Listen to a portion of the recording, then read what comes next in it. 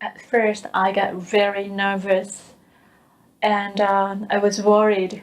I became really worried about not knowing enough, understanding enough about those affected people and their situation and their feelings. Around the world, a wide range of distressing events happens every day. Wars, natural disasters, accidents, and interpersonal violence. When these things happen in your community, it's natural to want to reach out and help those who are affected. As a person in a position to help others who have gone through a distressing event, you may feel anxious or be at a loss about how to act or what to say to others. Learning psychological first aid, or PFA for short, can enable you to help others and care for yourself. The PFA Field Guide, produced by the World Health Organization and its partners, provides humane, supportive, and practical help to fellow human beings suffering from crisis events. It offers a framework for supporting people in ways that respect their dignity, culture, and abilities, and provides both social and psychological support. PFA is not professional counseling, and it is not something that only professionals can do. This means anyone, including government officials, development stakeholders, community workers, and perhaps yourself, can provide PFA. The first principle is to look. This includes checking for safety, for people who have obvious, urgent, basic needs. The second principle is to listen. Approach people who may need support and be sure to ask about their needs and concerns, what is really important to them. The third principle is to link.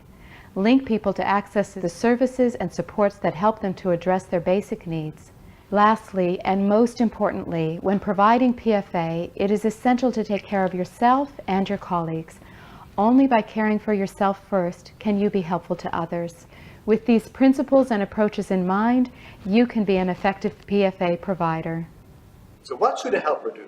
A helper should respect people's rights to make their own decisions. A helper should be aware and set aside their own biases and prejudice. A helper should make it clear that even if people do not want support right now, that they feel comfortable to ask for help later. A helper should know to respect the privacy of affected people and keep the person's story confidential. A helper should always behave appropriate, considering the person's culture, their age, their gender. But even more important, what should a helper avoid? Obviously, a helper should not exploit the relationship of being a helper. For example, shouldn't ask for money or for any favors. It's so easy for helpers to make false promises or to give information that's not correct just to be helpful. Helpers should be careful not to exaggerate their skills and not to push their help on people. They shouldn't pressure people to tell the details of what happened to them. Helpers may have their own history of traumatic events, but shouldn't share their history with the people they're trying to help. And they shouldn't judge the person for the actions that some people may take during crisis. PFA is a good solution for promoting humanitarian and practical support after disasters.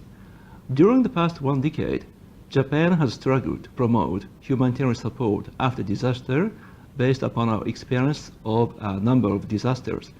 But still, after 3/11 disaster, we came to find that there were much to learn, and there was so much turmoil in promoting mental health care in that disaster.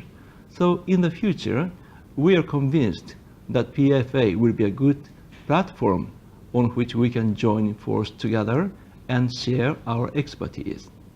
I still believe that if I had PFA guidance in advance before I went to Fukushima, I would have been more comfortable about working for affected people and give them better services. I'm sure about that. The integration of mental health and psychosocial support into crisis response is crucial. In many cases, people can and do recover from crises without specialist help. However, introducing responders to PFA can prevent harmful interventions, ensure that those who need help get it, and lead to resilient communities. Please visit the PFA resource page for more information.